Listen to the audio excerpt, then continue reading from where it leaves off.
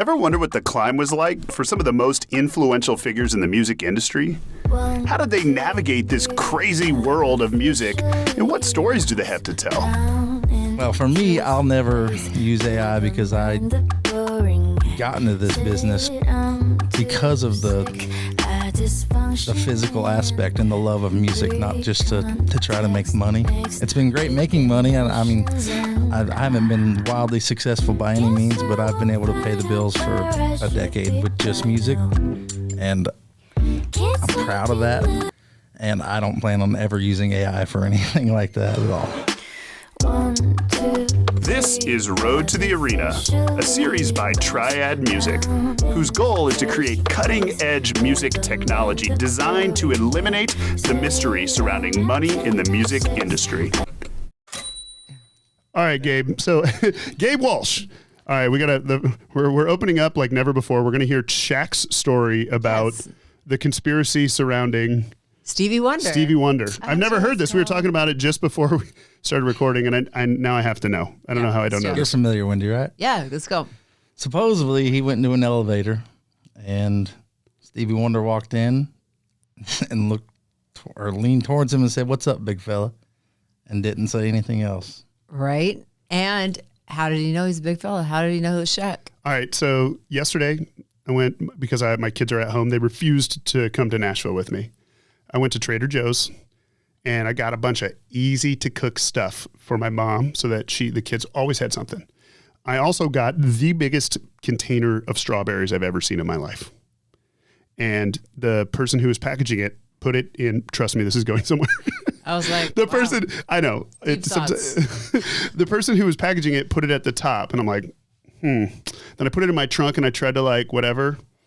And the whole time I was thinking, gosh, I don't know, man, about these strawberries. Like, I was all excited about $9.99 for the biggest thing of strawberries ever. And then I heard and I'm like, oh no, the strawberries are all over the trunk. I just know it because somehow I just felt it. I'm like, the strawberries are all over the trunk. So sure enough, I opened it up and 8 of the 100 strawberries were on the trunk. I just knew it was the strawberries, right? So maybe he's developed this sixth sense, this innate ability to know when a dude who breaks backboards and rims is there. And somehow I'm trying to benefit the doubt. No. Maybe he wears the diesel cologne. Yeah, maybe. He knows that. He's like, I've been wearing this for years. It has to be Shaq. Yeah, that's an interesting story. I actually have. What if it was a woman that walked in and he said, "What's up, big fella?" That would have sucked. Yeah. Well, let's not talk about 2024 and how maybe, who knows. But anyway, so I do know, I have had in my history, a person who was blind, but would periodically say hello to me from really far away. And I never knew what to make of it. Yeah, but were they blind? Because some people say, oh, I'm blind. Like I'm legally blind, but they can still see. I don't know. I mean, maybe I just look so interesting, which I don't think so, because people come up to me all the time and like, do I know you? And I'm like, no, I just have the basic white guy look. Sorry. Like, you don't know. But so maybe I just look unique or something. But I also wondered, what's that thing for your kids, like Munchausen by proxy, where you want your kids to be sick so they get a bunch of attention and then you take care of them and you're really important. It's a whole thing. It's a mental disorder. Did that just happen to that girl that just got out of jail for killing her mom? Because didn't her mom do that? What's that girl? Oh yeah, I saw that. I don't be. Yeah, well, different girl, isn't it? Yeah, well, then she ended up getting married and she's already getting divorced, but she's got she's got book deals and movie deals. Her mom made her sick forever, and I want to say Ruby Rose or something. Yeah, that's it. That's the girl. Yeah, I'm gonna look it up. Yeah, so I mean, what if there's one of those for and her mother? Yeah, interesting. Falsely claimed her daughter was suffering from different illnesses until Gypsy arranged for her boyfriend to kill her mother. Yeah. Yeah, and Gypsy looks. Yeah, and there's a picture of her as a kid, and she looks extremely ill. I mean, because I think they poison it. Yeah, they make you ill.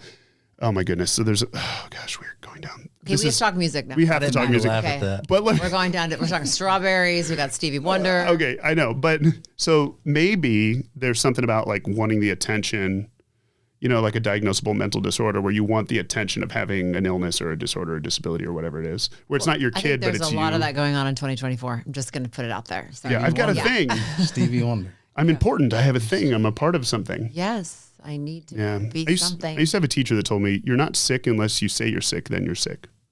I actually believe in that though. There is something about that. If I am feeling not great and I feel like, oh, I'm getting sick, and I lay in bed and I feel like, oh, I'm going to take care of myself, I get sicker. But if I'm like, I'm getting sick, but I get up and I work out and I go do my stuff, then I feel better. Mm-hmm. It's like all in your head. Yep. That's like people that get diagnosed with some like cancer or something. They feel fine until they get diagnosed, and all of a sudden they get diagnosed, and all of a sudden they get really sick. You're like, wait, you weren't sick yesterday. Why are you sick today? But I think it's your brain. It's your head. It's like you get crazy. Well, I mean, placebo, right, is the standard bearer for all medication. It has to perform a certain percentage better than placebo, which is what that means is placebo is effective. Correct. Placebo actually works. And it works the other way. They call it nocebo, I think. Right. Where you're like, oh, I'm sick now because somebody told you you're sick. All right, music. Okay, music. Let's do it. Let's get to music. Yeah, not a bad opener. No. All right, Wendy, you got a crazy question for him? Gosh, crazy question. Okay. Well, first of all, I just have a question for you. Like, how long have you been performing in Vegas? I've been with Losers and the MGM Grand with that company for, I believe, 5 or 6 years now. Have you seen a huge change since before COVID to now? The clientele, Absolutely. All of it? Absolutely. So the first 2 years were, I don't know how to gauge it, except for now, I guess, but it was great. I met a lot of really good people. And then COVID happened, and it was slow for a little while. I was still going out after the first year or whatever of lockdowns. And it was slow, but then once everyone got all that stimulus money, man, I made so much money out there because everyone just wanted to spend it, and it was crazy. But then they got back to normal, and it's definitely declined since then, I would say. Right. Yeah, I was just out there, and I have to tell you, I was shocked because I stayed at the new Fontainebleau, which was supposed to be, which is, by the way, absolutely stunning. It's a gorgeous place. But I was walking around going, because I know what I paid for my room, and I'm thinking, I don't understand what's going on here. Right? It's just. I don't know if it's the amount of new places like that. Right. And people are just spreading out, and I don't know what it is, but it's definitely gotten different than it was even 3 years ago. Yeah. So. I was at the Bellagio 22 years ago, and I have to tell you, it was such a different Vegas then than it is now that it's mind-blowing to me that how different it is. Because when I was at the Bellagio, you couldn't go in that hotel unless you were staying there. Everybody had to be dressed up. It was kind of like this thing. It was like, remember the movie Casino where everybody's kind of like, you know, like dressed up and kind of cool. And now it's like everybody's just walking in there in T-shirts, flip-flops, backwards. Like they haven't taken a shower in like 4 weeks. And you're like, whoa, what happened? It's weird. I see that a lot. Yeah. The amount, if I had $1 for every time. So in the summertime, you have to walk by Losers. I take that back. Sorry. To walk to the pool, you have to walk by Losers where I play. To come back from the pool, you have to do the same. Oh, dear. If I had $1 for every time somebody was getting wheeled in a wheelchair, passed out drunk from the pool to their room, I'd be a very wealthy man. Yeah. Well, first of all, I got a question. All this stimulus money, wasn't it like $1,200? Yes. Yeah, that's what I get. like what? What's going on with that? Yeah, I have twins, and my cell phone bill, I'm like, that's like half my cell phone bill with the three of us. So I'm like, what? I didn't get the stimulus check, by the way, but, you know. Yeah, like 1 month of volleyball. Yes. Is $1,200. Well, so it's just interesting. I'm like, I people say that a lot, and I notice it here, right? Because I have a short-term rental here in Nashville. And right after the pandemic, it was blazing. Absolutely. And it is not as much anymore. But then also, too, like you saw with airlines, the people's behavior is just different. People are getting wasted. They're argumentative. Oh, so argumentative. It's just people are different. And Vegas and Nashville are kind of similar in that they're like ground zero for that type of behavior. Well, you say argumentative. I've noticed an uptick in so I play a lot of covers to make my money, to make my living. And, you'll have people come up to the stage and basically demand that I play a song. Even if I've never heard this song before in my life, they want me to take 5 minutes, quit my show, go learn this song for their $5 bill. And it blows my mind that they They think that they can just do this, and it's just, I don't know. It's crazy to me. Yeah, it is crazy. It's crazy how should I say this word, ballsy everybody is now. I mean, is that acceptable? No, yeah, Am kids I gonna too. get canceled? No, kids too. Like, I mean, even if they're right, when I was growing up, a kid would never go to a school board meeting and tell a board member, that they're an idiot and that they're this and that and the other, and demean them, call them fat or whatever it is. Look, the whole thing with COVID was messed up. We did not reopen the world the way in an intelligent fashion.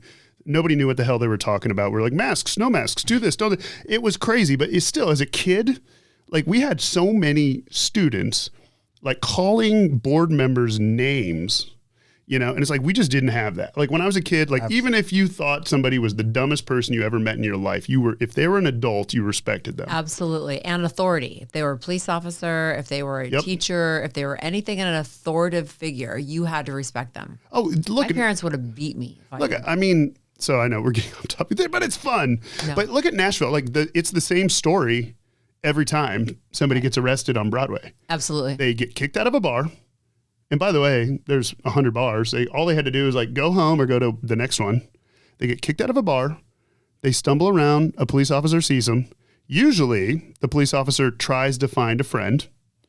And sometimes the friends are also drunk or just don't want to deal with it.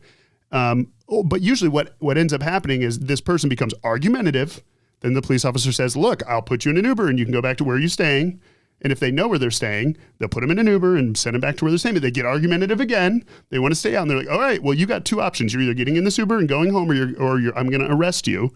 And they get argumentative again, and then they get arrested, and that's it. Right. And it's like literally just if people were just respectful or just, maybe not getting kicked out of so many bars, because there's literally, probably by the time that happens, you're kicked out of 3 bars. Mm-hmm. But yeah, it is a different vibe. And I imagine playing in Vegas is sort of ground zero for some of that stuff. Absolutely. And if you ask any of my closest friends, I'm like a prime example of someone who hates authority.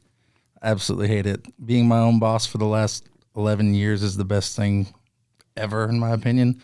But we were raised in a different time where we were taught to respect it. And now I think that's what it is. Society's not teaching it as much as we were raised to learn those things. Well, I don't think, because I think parents just give their phones a cell phone and say, just go sit in the corner and watch whatever TV show or play on it. They don't fake YouTube videos. Exactly. Okay, let's go back to you. When did you start singing? Oh my gosh, I don't even know. I was young, like probably a young teenager. And I don't know if you guys remember what it was called, but you would get this magazine in the mail with a bunch of CDs, and you could order a bunch of them for like a really small price. You pay for one and get like 10 free. Right. And my mom would get those in the mail, and she would let me pick out like half the CDs that we would order that month or whatever it was. Columbia House, yes. There you go. And this is I want you to tell this story. Mm-hmm. But we gotta don't let me forget to follow up on the Columbia House. All right. Anyone else that knows about Columbia House, I want to talk to them because none of my friends used it. But so it was everything, every genre of music. So I was singing along to Eminem. Oh, cool. Just talked about watching a Nickelback documentary. Nickelback and Chevelle and George Strait, Alan Jackson was my first ever concert. So I mean, I've always been all over the place in genres of music. And loved it all. So I just sang at my house growing up. And no one ever knew that I sang. I sang in my bedroom. My mom knew I sang. My grandma knew I sang, and that's about it. So when did you decide to start performing live for people? I was in college, and one of my best friends played guitar, and I thought it was cool. And I played college football at junior college in Kansas and broke my foot. And had a lot of downtime, so. That's right. You and I had this Kansas City thing when the Super Bowl was going on. I remember. Yep. Okay, go ahead. Sorry. And so I bought a guitar at Best Buy for $100. It was random, one of those like starter guitars. That's so cool. And I went on YouTube and just started learning chords. And then I would say probably a year later, started playing duo shows with my buddy Lucas Brooks and small town like Kansas, Nebraska shows. And I did that all through college, really. That's so cool. Yeah. I love it. And then what took you to Vegas? That was through Nashville. Yeah. I got with Losers. So my first 5 years in Nashville, I was with, I won't say a name, a Purple Building downtown Nashville. And I did their circuit for like 3 or 4 years. And then I've played really all the bars downtown Nashville you can think of. I've been in and out of those doors just because, I mean, if you play Broadway, you're going to get asked to play all those places. And it was great. I made a good living, but I became very just like worn out. And you can really get mentally burnt out more than anything down there. So this last probably 4 years, I've done a lot of Vegas, a lot of out of town gigs to make my living. That's great. Yeah. But you ever come back here and do more Broadway stuff, or are you just kind of done with Broadway? Not done, but like taking a break for Broadway. A major break. Yeah. Hopefully never again type break. But I still play Losers downtown periodically, and I guess you can consider that Broadway. It's right behind it. Yeah. But for me, that's a different crowd. It's kind of the people that are going there know they're going to Losers because they enjoy Losers. I completely agree with you. Yeah. It's a total, winners and losers are both totally different crowds than Broadway. Broadway reminds me a lot of Vegas. Yeah, well, I mean, it's interesting because I've talked to so many people that are songwriters, wannabe artists, are have a little bit going on in an artist career, and they lament the fact that they're playing 5 times a week on Broadway. And it's interesting because you have to afford to live here, and it's becoming increasingly really expensive to live here. And playing on Broadway pays pretty well. Yeah. As far as a musician that just came to town goes, there's not really a whole lot of things you can do. Maybe if you were bartending on Broadway. Yeah. Especially if you can become like an established musician, like a guitar player, a drummer, or bass player. Those guys, if they get enough contacts, they can play 3-4 times a day. It's hard for them to even go on the road because they get paid so much less by playing. I know a band specifically that quit the road with a major artist because they made more money on Broadway. Yeah, so it's hard. And people, there's nothing wrong with coming to town and having to support yourself. No. Some people might have a family that can help support them as they try to make their music dream a reality, and some don't. And it's okay. You just got to stand up on your feet and do whatever you got to do. And if that's, and I tell people all the time, I want to go into music, you might have to wait some tables. You might have to bartend. You might have to work here and do that and work on Broadway. Mm-hmm. And so the hard part is, though, it's not while you're playing music, it's so different than the thing that you really want to do, which is write songs, put out original music, record, tour, build your artist career. Or build your songwriting career. It's so different than that. And it's like a distraction. It takes your time. And so it's very difficult to find that balance. Now, on the other hand, you have an arena's worth of people coming through every week. Yeah. So you're like playing an arena show every week, but you're playing mostly covers. Yep. And then some of them will write what's Hardy's story that wrote "Quit" on the napkin and gave it to him. Mm-hmm. So some of them are just drunk idiots. Happens a lot of to them. Me all the time. They tell you to quit. It's not usually quit. It's just like, oh man, some of the things that people say blow your mind. Like, I'm a big dude. You can't see me right now, but I'm a big dude. So I get a lot of people that think that they can tell me I look like, remind them of Luke Combs is what they say. And last week, some dude literally said, he was drunk as all get out. He's like, play some Luke Combs. You already look like him. I'm like, gosh. That's rude. People are so rude. I don't understand why everybody's so rude. Yeah, why? It's just like, what is it about your day that makes that a good idea? Why? Like, why do you need to be rude? That infuriates me, by the way. It's horrible. It's so much easier to not say that. It is. Yeah. So, I mean, so then there becomes this point in time where a lot of people have described to me what you're describing, which is like, okay, so how do I transition this into the next thing, which is an artist career or like a songwriting career? And like, what does that look like? And a lot of times it's biting the bullet on just pulling back on the cover gigs. Yeah. And I don't know, is that kind of what you're talking about? That's why I'm trying to find a healthy balance. Which is tough and it's different for everybody. I respect those Broadway people so much because I did it. I was there, and but I never had that healthy balance when I was working down there because I would play anywhere from 4 to 8 hours a day, come home and not want to look at my guitar at all. So now I can play 3 days a week if I'm here, 2 or 3 days a week, and then a week or two when I'm out of town. And you write too. Yes. You're a songwriter, and because of not being burnt out every single week I write so much more, and my quality of songs has gotten so much better. What do you prefer? Crazy. Do you prefer songwriting or do you prefer performing live? That depends. The last couple of years writing for sure. Yeah, that's But cool. I think that could change if I was playing somewhere that you all original songs with a stage of active listeners. Yeah. That has to be hard too, because you are such a good songwriter and you write such great songs that you want to perform your songs, but then an audience like Losers or anywhere on Broadway or Vegas, they want to hear Eminem or they want to hear Luke Combs or they want to hear, they want to hear what they can relate to because they don't know your stuff yet. Yeah. Right. And I have to because I want to make as much money that day as possible. Exactly. Well, that's interesting. I don't even know if I'm fairly certain Gabe doesn't even remember this. We met before we met, and it was really random. It was I had my kids down on Broadway, which, by the way, don't bring your kids down on Broadway. I was like, wow, what did they do down there? It was like 10:30 a.m. and we were, which is the time. It stinks at 10:30 a.m. because it's still not clean from the night before. But we're trying to. And there's still some drunk people down there, by the way. Oh yeah, yeah, totally. But we were just trying to find food. And we went into a gourmet restaurant called Margaritaville. Oh, jeez. And we were eating, like a $27 cheeseburger. And some guy was playing songs and sounded pretty good. And I think I was just rolling up to the bar to get a couple mimosas because, it was 11 in Nashville. Was that for your kids or for you? For the kids. Oh, okay. Yeah. Yeah, mimosas for the kids.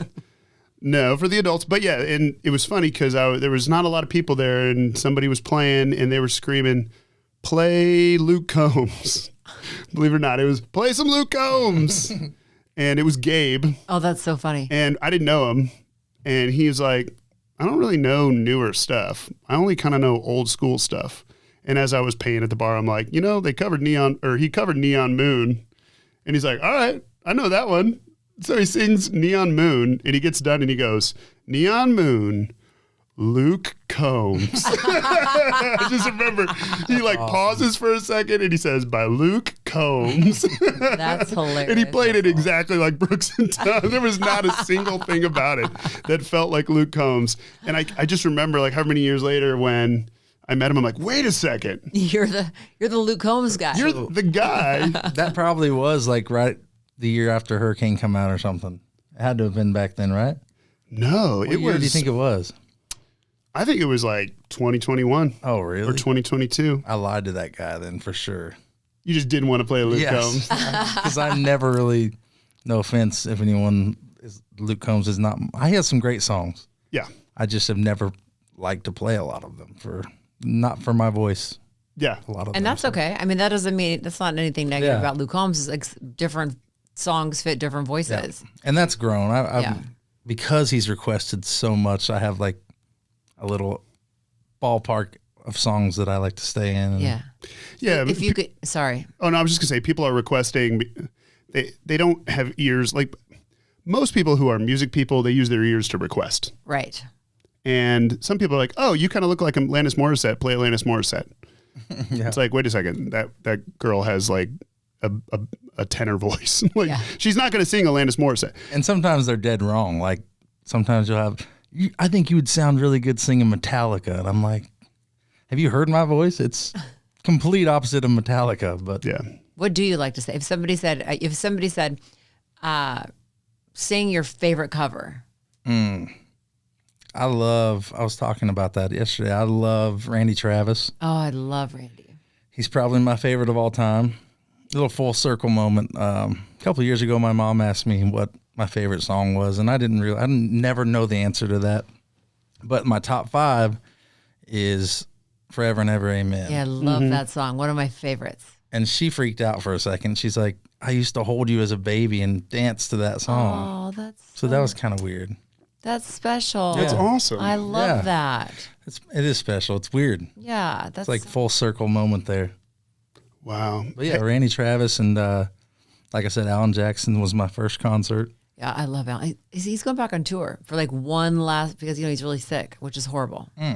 Really horrible. Yeah. I did not know that. Yeah, love him. But George Strait, another one.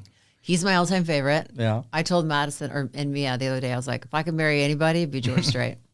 Yeah. Me too. He's like the standard bearer for country music. He's so sexy. The guy gets sexier every single time I see him. Sorry, I had to go. Yo, country. That's the one thing, Gabe. The one thing you have to look forward to as a male country artist is you don't seem to ever age out. No, you don't. You just don't. But females do. Yeah, what's up with that? Except unless you're Dolly. Dolly does not. Dolly never. Dolly's my queen. I worship Dolly. But I mean, but look at it though. I was thinking about it the other day because people are just trashing Shania because I guess she was on something and everyone's like, "What happened to her face? What'd she do?" I haven't seen it, so I'm not going to make a comment. But it's true because women, we always try to fix ourselves. Botox, we don't want to age. We want to reverse the clock. But men just get hotter and hotter as they get older and older. How's that working out? Yeah, I don't know. But I saw Shania at a festival. She was a headliner one night.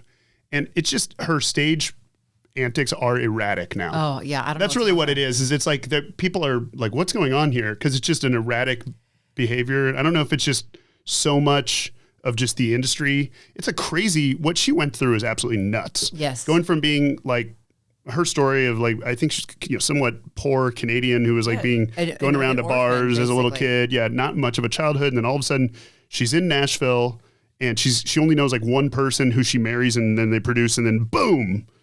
And it was back in the 90s when once it was decided like you're going to be the one. Well, and she opened the door for a ton of, she and Garth Brooks really just blew country up. Nobody knew country music could be that big. And then all of a sudden she's riding that train and she's in the front seat in the conductor seat. And it was wild and crazy. And I'm sure it was just absolutely nuts. And it would take a miracle to not be traumatized by all that. Yeah. And here she is in the end of... She loses her husband to her best friend, right? And then it's like... Didn't she lose her voice too? Yeah, and she lost her voice. Yeah, she got... Which, tell me that's not like stress related. Yeah, it has to. She got something. She got like a... What did she get? She got sick with something and then it affected her vocal cords and she couldn't sing for the longest time. And, Yeah, so I think that's what people are kind of maybe seeing, but it might relate... I don't know, maybe it's just... The males know, hey, I'm not going to age out, so I'm not worried about it. And they're just chill. And by being chill, it just kind of helps them glide right in. Because I've seen so many people. Brooks and Dunn are still headlining. Yeah, I love Brooks and Dunn. And Kenny Chesney. Yeah, Kenny Chesney is like the go-to guy. When Morgan Wallen couldn't play all the festival dates, they just hired Kenny Chesney for them all. Yeah. And he was great. Just popped right in, took $2.5 million for 1 hour, and everybody loved it. And then he left. I love seeing that era of country music. Me too. Perform live still. Me too. Like CMA Fest, I saw Mark Chestnut, Sawyer Brown. Right? Love so awesome. Sawyer Brown. I still love them. He's still crazy. Is he? Jumping all over stage and running everywhere. That. Made me tired just sitting there looking at him. And Tracy Lawrence just had a big concert in town a couple weeks ago. I mean, all these guys are, I know Colin Ray's doing a show for us next week on the 3rd of July. Love to see it. Yeah. It's crazy too because all the music's about whiskey, right? Yeah. I shouldn't say all of it. Whiskey is a popular topic. He says that almost every podcast he brings that up. Well, no, lately it's been about how whiskey doesn't work. Yeah. Got one of those. You got one? Of course. In any event. Everyone. But these guys are not seeming to have lived the same life that the 80s rockers were living. No. And there's so we want to talk about conspiracies.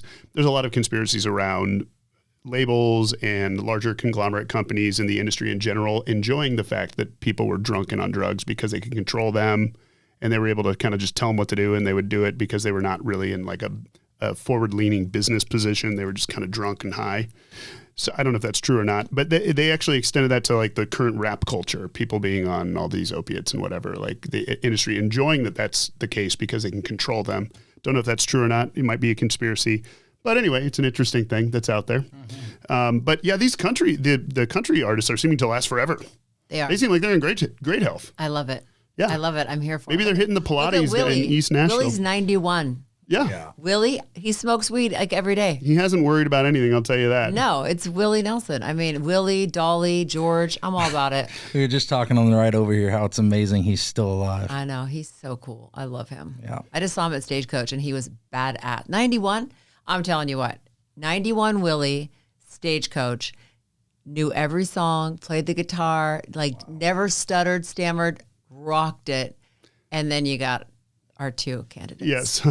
What did Willie say? He's like, kids, you better take care of this earth because Keith Whitley and I are going to need it. Yeah.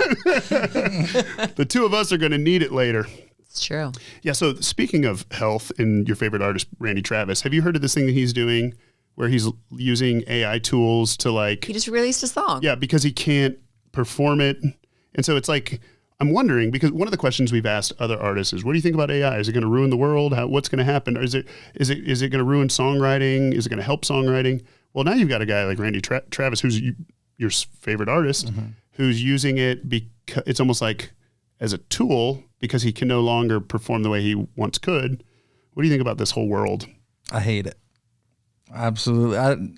When I listened to that song, but it made me sick, to be honest, because I could tell it wasn't Randy. I mean, I'm happy for him if he's happy and loves it. That's great. But sometimes you just got to let something go, in my opinion. Absolutely. Like, how could you tell it was not him? What was it? Because I'm a Randy Travis freak. And you just felt. I could feel, you could feel it wasn't his voice.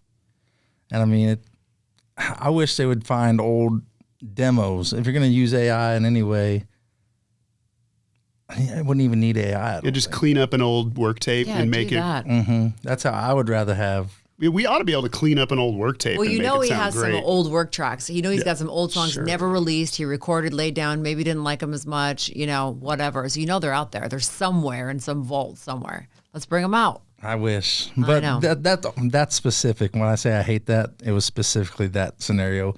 AI, I don't think we'll ever let it get to that point to where it runs music or controls songwriting, or I just don't see that happening because it's such a human involved thing. You know what I mean? Do you guys use it in the writing room to generate ideas? I don't personally, but I have written with people that do. And we've not writing songs, but you can literally ask AI to write you a song in the style of an artist and it will do it. They're usually like, give me my cup of whiskey back, and it ain't working, but but they're not good. But it's scary to see that it can do that because some of these songs aren't too far off from AI, I think, in my opinion. Oh yeah, it's not like, let's be real here. The Music Row has preferred people that sound like other people for quite a while. And so that's just a human version. All AI is taking a big, giant data set that a human being could never possibly sift through and popping out, oh, this is what most likely usually happens. Yeah. That's all it is. So we've just been doing that, or executives have been doing that in a human way for a long time. I was just curious what your thoughts were about the Randy Travis thing. Well, for me, I'll never use AI because I got into this business because of the physical aspect and the love of music, not just to try to make money. It's been great making money. I mean, I haven't been wildly successful by any means, but I've been able to pay the bills for a decade with just music, and I'm proud of that. And I don't plan on ever using AI for anything like that at all, ever. Yeah. So, and a lot of people's parents tell them that that's not possible. So you're proving them wrong. True. Look at that. We got a couple of people who paid some bills with music for a while. Yeah. That's awesome. Okay, so the Columbia House thing. Yes. Please. I don't know exactly how it works, but our good mutual friend who's an entertainment attorney went on a rant one time about the Columbia House thing. They circumvented royalty law in some way because it was like a subscription or something. And so they didn't have to pay the mechanical royalty because they were like producing. I don't remember exactly what it was, but somehow they were able to circumvent it. So you bought one CD and then somehow, and they paid a regular royalty for that one. And then they circumvented it for all the other ones. And I don't know exactly how, but they didn't pay any of the royalties. So all those CDs they made and they didn't pay any royalties on. And they were like I think they were. Get sued?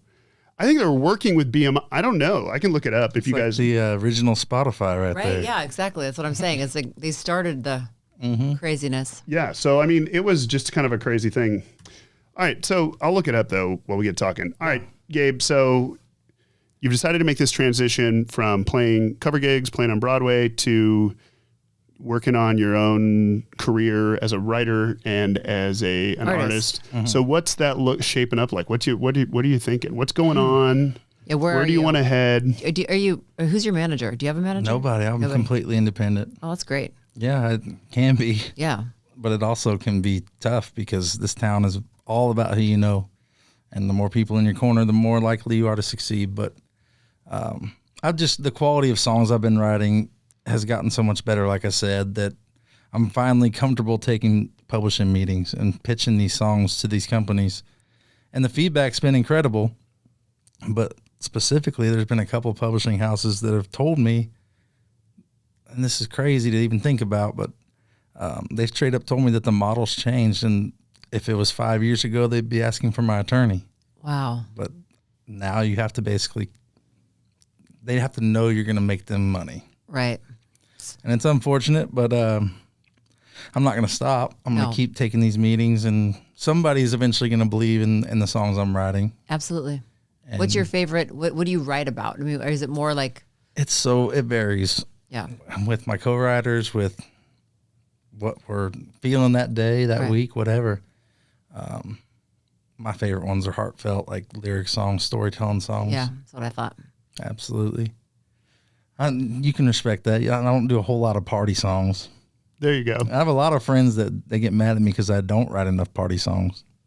Yeah, they want to turn it on during a party, and they don't have a single Gabe track that they can turn on. Yep. So we need one. Like if Wendy's out on the boat, what's she going to play? See, I'm a slow, sappy girl. Mia and I we'll always. I mean, we'll all work out to the slowest, most depressing songs where people will think, "Are you okay?" I'm like, "I'm good. This works for me." Yeah, and I can write those. I think my best songs are not those. Yeah. No, I hear you.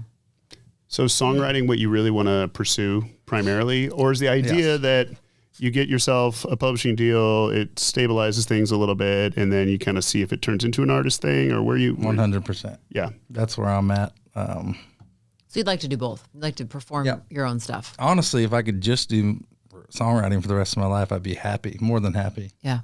If I can move to Key West and play music for the next 45 years, I'd be happy, but I don't want to do that. That's not the end goal. Okay, cool. But yeah, the goal is to hopefully find a publishing company that'll believe in me and have success with them. And you will. If that leads to artist deal, then we'll see. But you will. I appreciate it. We'll see. Yeah. Hopefully. Yeah, keep writing, keep stacking songs up, keep taking meetings. Absolutely. It's a numbers game. Everything is a numbers game, I think. It's not about the money. You know what? Until it's about the money. And then it's all about the money. You know when it hit me that this is what I want to do forever is a couple of years ago I wrote a song. It's about NASCAR. It's called Good Years, and it's a favorite. Anytime I play this song, any Writers Round show, there's a comment about this song. Whether it's I've had people sitting in the front table at Vegas, losers in Vegas, crying their eyes out to this song. And it's literally just about growing up watching NASCAR with your dad. And it compares like your relationship with Dale Jr. and Dale Sr. And I wrote it with my buddy Trey Spears and Niall Hay. And it's Trey's, he basically just talked about his childhood going to races and it just fell out. Oh, we wrote this song. I want to hear it. Yeah, I'll definitely send it to you. You should play it right now on the podcast. You ready? All right, here we go. I don't have a guitar. Me neither. And you don't remember it. Yeah. He remembers Do you remember it? I do. You've written a few in between. Oh, I play it all the time. It's my favorite I've ever written for sure. But it's actually like when I see those reactions and the way people reacted that song alone makes me realize that this is what I need to be doing. And the reactions I get from those people is what keeps me doing it and not wanting to ever give up on it. So, yeah, that song specifically is crazy. I love that. Well, you got to send it to me. I want to hear it. Yes, please send it to us. The other thing about that is like, man, the older I get, the more I realize so many people, almost everybody, doesn't have, I shouldn't say, like 95% of people don't have that feeling that this is what I should be doing. They're just doing something. They're kind of walking around lost. Just wearing all of a sudden they look down and their t-shirts tucked in their jeans. Groundhog Day. And they got the same outfit on as all the guys at the office, and they're all trying for the same promotion, and nobody even knows if they want to be there. I think part of that's I had good parents. My dad always told me to get out of here. I grew up in a small town in Kansas, which I love. It's my home. It'll always be my home, but there's no opportunity. And this is way before he knew I even wanted to do music. He just didn't want me to do what he did his whole life. So I didn't know what I wanted to do, but I knew it wasn't that. Side note, you played football. Yeah, and I do have a sport management degree, a bachelor's degree. So if the Titans are hiring and I'm struggling to write good songs, maybe I'll find a job. There was a sales executive for the Titans who might be leaving. Nice. If you saw the news. I didn't know. Really? I didn't see it. Oh yeah, she was saw assaulting that. a door guy or something. Yes, I did see that. And by the way, assaulting a door guy, I don't think she's a very big person, so I don't know. Yeah, but anyway, they might be hiring actually. No, but what, I was going somewhere with my football. So how long did you play football, and did you ever want to go professional, or did you? Oh, I was not good enough for No, that. no. Oh, I played all through high school, and then I just had the opportunity, and there was a coaching change at the college I was looking at, and I visited the campus, and they wanted me that day, and I signed with them. Showed up with a bunch of guys I didn't know anybody at that school. It was crazy. Yeah. It was really cool. I met some of my best friends ever at doing that, brotherhood. That's very, I love that. And you know what? That's starting to be a through line. Not everybody, but a lot of the people that we've talked to that are songwriters and artists have been athletes. Mm-hmm. Like pretty serious, like at the college level. Yeah. And I don't know why that is. I honestly don't. Yeah. It's kind of nuts. All right. I got a question for you that we ask everybody, and then we can get out of here. So you've been in Nashville for how long? Just over 10 years. I don't know the exact date. Yeah, so it's a 10-year town, so your break's coming right now. Here we go. Absolutely. What did May say? She was 9. Yeah.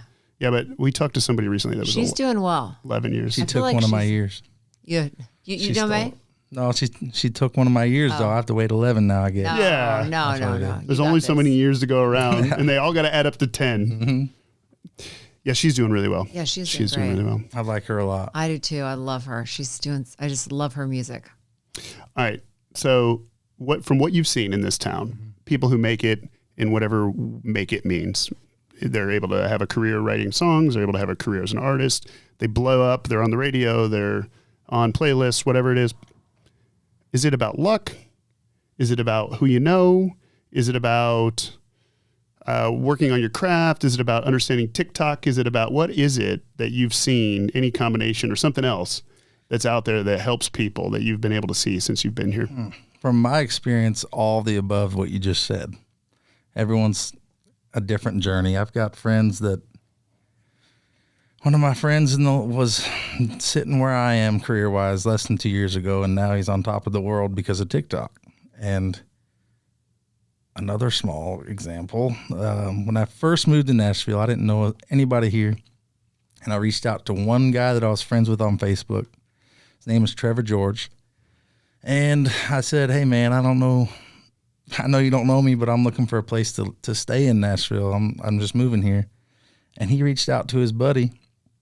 And he's like, hey, my buddy Mitch will let you stay on his couch for 2 weeks or however long you need. And it was Mitch Rossell. And he very quickly became a very good friend. But Mitch one day sent a random email. He got Garth Brooks' email. So he sent him an email with some songs. And I always remember the day he got a response from Garth because he freaked out. And I ran downstairs, thought the dog died or something. And he's like, what does this mean? It said sign G. And right then, man, That song went number 1. Well, Garth invited him out to his place, and he had asked me how I know. After that, went number 1. And he didn't have a pub deal. No, nothing. That song, he had a number 1 Garth Brooks song and no publishing deal. And I happen to know that the deal that he did get after that song was really good. Really, I'm sure it was. It was a really good, it may be one of the best. And what was the song? Ask Me How I Know. Yeah, Exactly.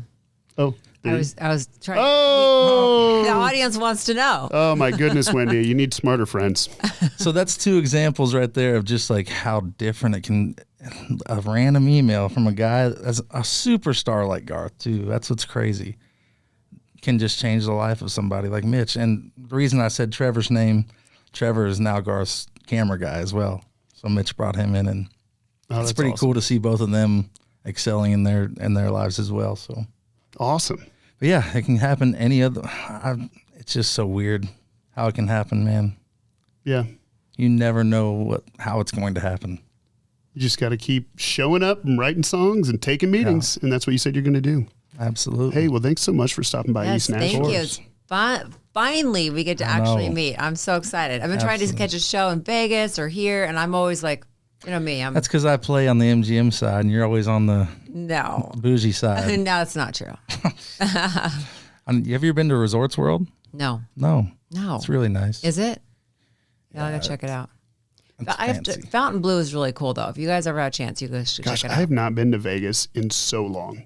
The girls and I were just talking about because we have to go back in July, and then we have to go back. I'm just like 2 nights in Vegas for me now after spending all those years there, which was only like almost 5, but still that's a lot in Vegas.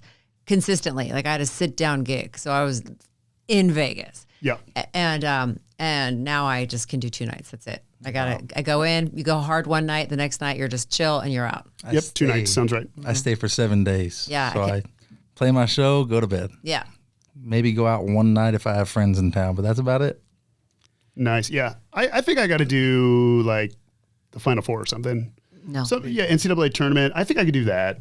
Go watch a day of sports all day long and then go home. The problem with Vegas is they cram way too many things in on the same time. So they'll have the rodeo, they'll have Garth Brooks, they'll have Adele, they'll have Monster Mash or whatever those trucks. They'll have all of that the same 2 days. So you literally are gridlocked no matter where. You can't go anywhere. It's insanity. Before we go, do you go to NFR? I do. Me too. I love that. Yeah. So much fun. Yeah. I'm hoping to go this year. I need to start looking at booking. Yeah, you have to. It's so cool. That's how I got my job at Bellagio. Really? Yeah, the Bellagio, they got rid of all the acts in Vegas, got rid of all the regular acts, right? Mm-hmm. And so during NFR, they brought in all country music acts. So they put me at the Bellagio, and Steve Wynn walks in and says, find out if she can sing anything other than country. And my manager's like, she can sing whatever. And so I never left. Nice. Yeah. That's not bad. Mm-mm. All right. Well NFR, it sounds like it's a plan. Let's do it. All right. Yeah. All right, man. Thank you. Take care. Appreciate you guys.